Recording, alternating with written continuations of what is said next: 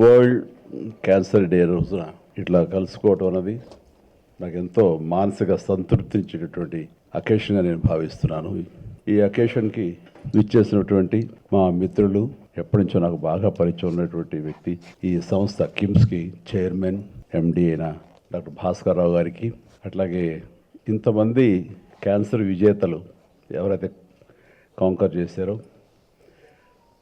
వారు అందరూ దేవుడుగా కొలుస్తూ ఆయన మాకు ప్రాణం పోసారు అని అంటున్నారంటే కనుక డాక్టర్ మధు గారి మీద ఉన్న నా అభిప్రాయం నాకు ఎన్నో ఇంతలు పెరిగింది.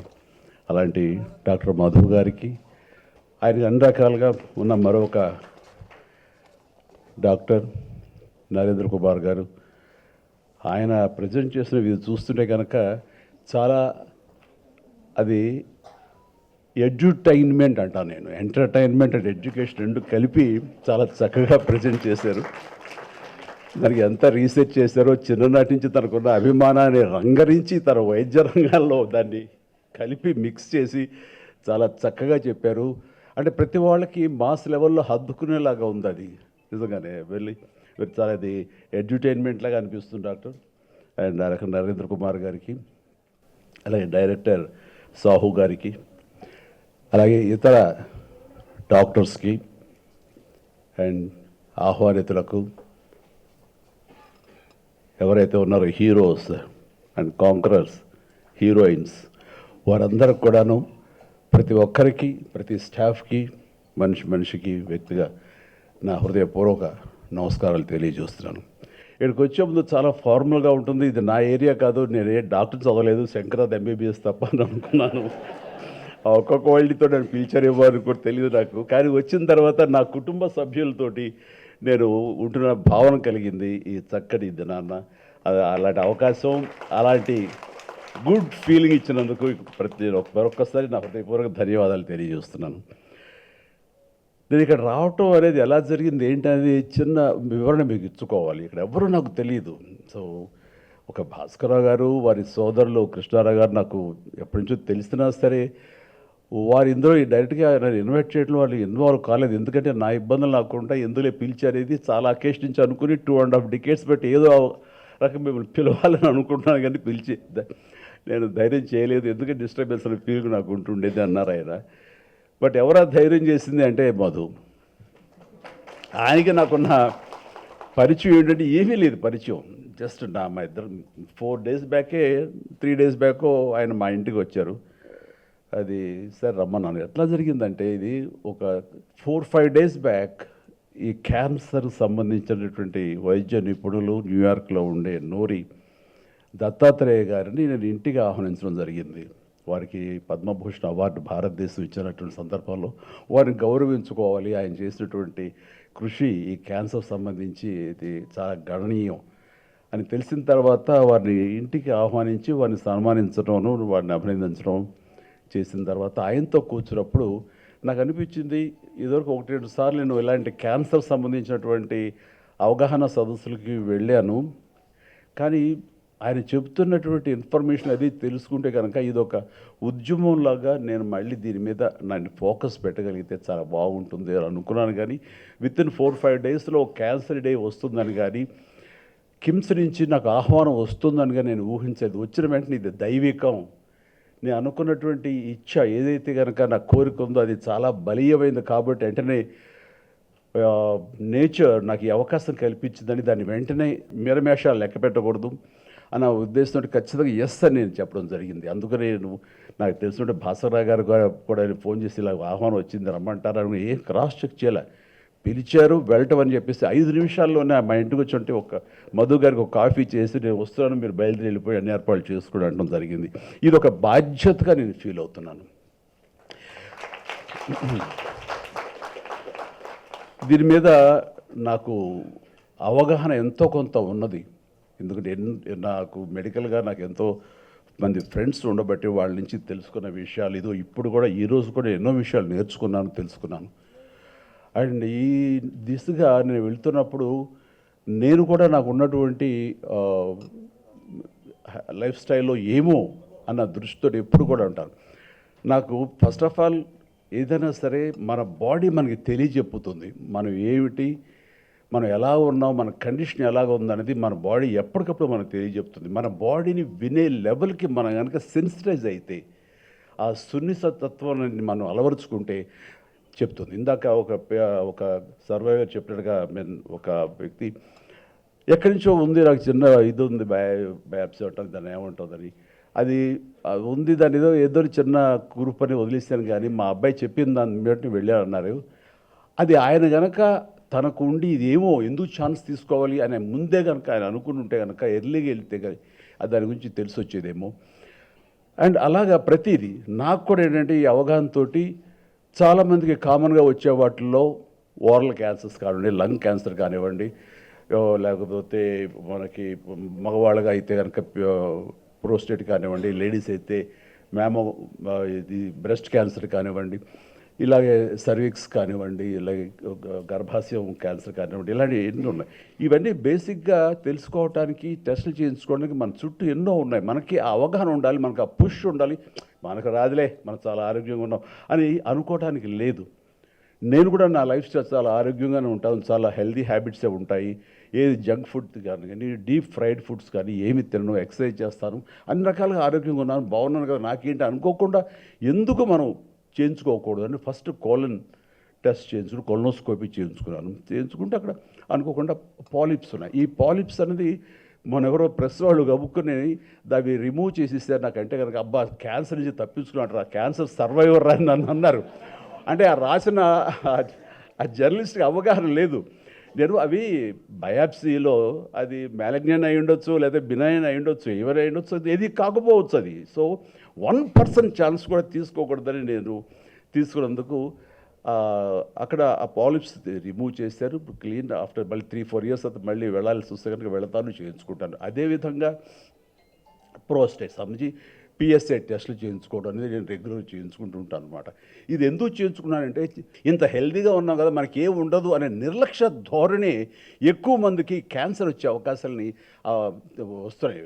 అందుకని ఆ ధోరణి ఉండకూడదు. ప్రతి ఒక్కరు ఏమో ఎక్కడి నుంచి ఏమొస్తుందో తెలియదు. ఎందుకంటే నా మిత్రుడు ఏ బ్యాడ్ హ్యాబిట్స్ లేవు, చిన్ననాటి మిత్రుడు.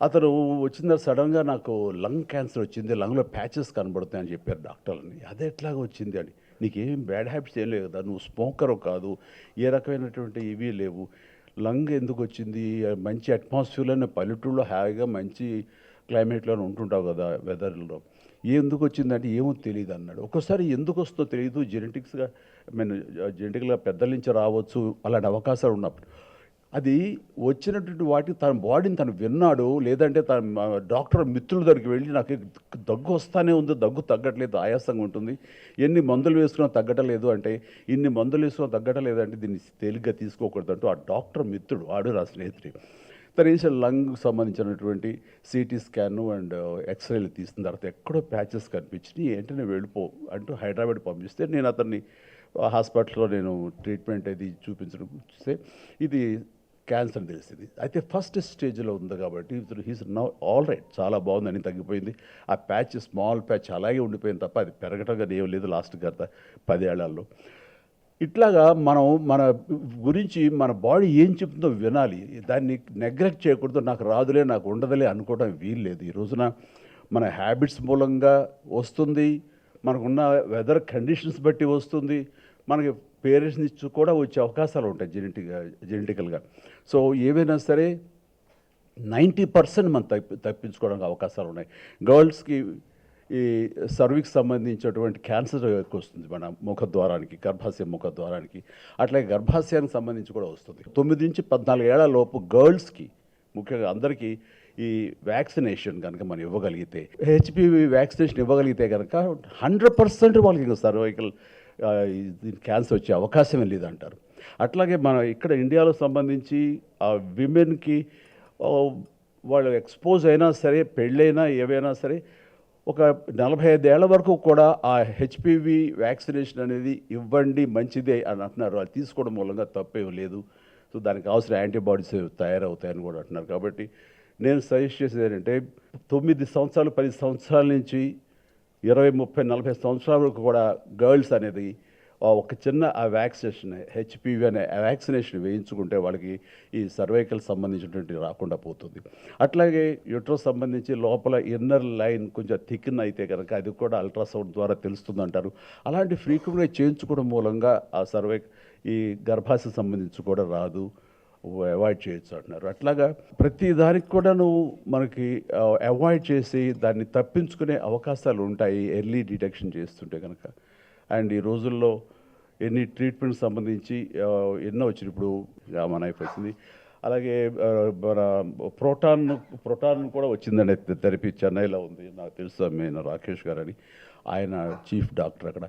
సో మన చుట్టూ ఎలాంటి స్టేజ్లో సరే తగ్గించడానికి అవకాశాలు ఉన్నాయి. బట్ ఆ ఛాన్స్ కూడా తీసుకోకుండా ప్రతి ఒక్కళ్ళు వాళ్ళ లైఫ్ స్టైల్లో వాళ్ళు ఎలాంటివి అయితే మనకి ఓరల్ క్యాన్సర్కి కారణమైనటువంటి ధూమపానం కానివ్వండి, లేకపోతే ఈ తంబాకు ఇలాంటి చేయడం, ఇవన్నీ కూడా చేతిలో మనకు తెచ్చుకుంటూ అవుతుంది. సో దీన్ని దూరంగా చేసుకోవడం మూలంగా ఇంతవరకు అలవాటు ఉన్న వాళ్ళు ఇక మీద తెచ్చుకోకుండా మానేయగలిగితే అంత మించినటువంటి ఏం లేదు. ఎందుకంటే ఒక వ్యక్తి ఒక ఫ్యామిలీలో ఇలాంటి బారిన పడితే అతను వాళ్ళ ఫ్యామిలీకి దూరం అయితే ఆ ఫ్యామిలీ నష్టపోతుంది. అది నీ ఒక్కరితోనే పోదు, నీ ఫ్యామిలీ ఎంతమంది ఉంటారో అంతమంది కూడాను ఆ బాధకు గురి అవుతారు. అలాంటి అవకాశాలు రాకూడదు. ఇది నీకు ఒక్కరితో గురించే కాదు. సో నీకు అది సుఖాన్ని ఇచ్చిందని నువ్వు అనుకుంటావు, కానీ అది తెలియకుండా నేను నరక కూపంలోకి నెడుతుంది, నీ కుటుంబాన్ని మొత్తాన్ని కూడా నాశనం చేసే అవకాశం ఉంటుంది. కాబట్టి ప్రతి ఒక్కరు జాగ్రత్తతోటి ఆ గుర్తెరిగి అలాంటి బ్యాడ్ హ్యాబిట్స్కి వాళ్ళు లోను కాకుండా ఉండగలిగితే అది నిజంగా కుటుంబాన్ని మీరు బాగు చేసిన వాళ్ళు అవుతారు. ఇప్పుడు సెన్సస్ ప్రకారం ఇండియాలో దాదాపుగా ప్రతి సంవత్సరం కొత్త కేసులు 14 లక్షల మంది ఈ బారిన పడుతున్నారన్నది తెలిస్తే నాకు చాలా షాకింగ్ అనిపించింది. అంటే ఆ లెక్కను చూసుకుంటే ప్రతి రోజు 4,000 మంది, ప్రతి గంట 170 మంది, అలాగే ప్రతి నిమిషం ముగ్గురికి ఈ క్యాన్సర్ బారిన పడుతున్నారంటే కనుక ఎంత ప్రమాదకరంగా ఉందంటే 2040 వచ్చేసరికి దాదాపు 20 లక్షల మంది క్యాన్సర్ బారిన పడతారు. ఇదన్నీ అవాయిడ్ చేయాలంటే అది ఎక్కడో లేదు. ఎలాగైతే మనం పోలియో అనేది ఎలాగా ఒక దీక్షలాగా, ఒక కంకణలాగా మనం దాన్ని అవాయిడ్ చేయగలిగామో, పూర్వకాలం అయితే కనుక మసూచి అనేది ఎలాగ అవాయిడ్ చేయగలిగామో, ఈ క్యాన్సర్ని కూడా దాదాపుగా మనం దూరం చేసుకునే అవకాశాలు మనకు ఉన్నాయి. దానికోసం ప్రతి ఒక్కళ్ళు కంకణబద్ధులై ఇది రాకుండా చేసుకోవడానికి మీ చేతుల్లో ఉంది. మీ బాడీని మీరు వినండి. కాబట్టి మా బాడీ చెప్పిన దాని ప్రకారం వెళ్ళండి. అవకాశం ఉన్నవాళ్ళు ఎర్లీగా దీనికి కావాల్సిన టెస్టులు చేయించుకోండి. అది పిఎస్ఏ కానివ్వండి, అల్ట్రాసౌండ్ ద్వారా కానివ్వండి, లంగ్స్ సంబంధించి కానివ్వండి, ఇట్లా ఎన్నో ఉన్నాయి అవకాశాలు. అవన్నీ మీరు అబండెంట్గా అన్ని చోట ఇన్ఫర్మేషన్ ఉంది.